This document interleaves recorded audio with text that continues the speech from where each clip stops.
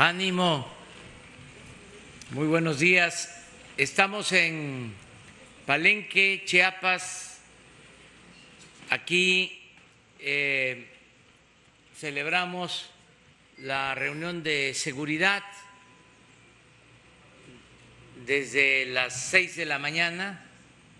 Nos reunimos con el ciudadano gobernador Rutilio Escandón Cadenas.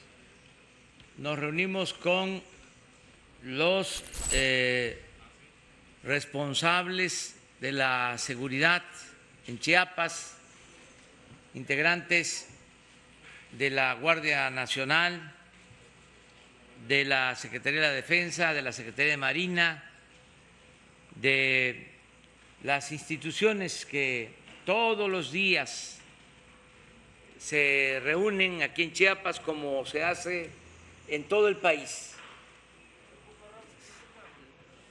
Muy bien, eso que escuchamos es una guacamaya. Eso solamente aquí, en Palenque, se escucha. Porque ya no habían guacamayas, estaban en vías de extinción y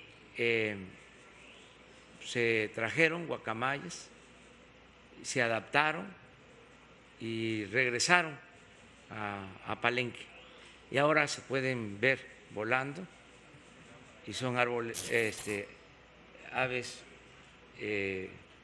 bellísimas.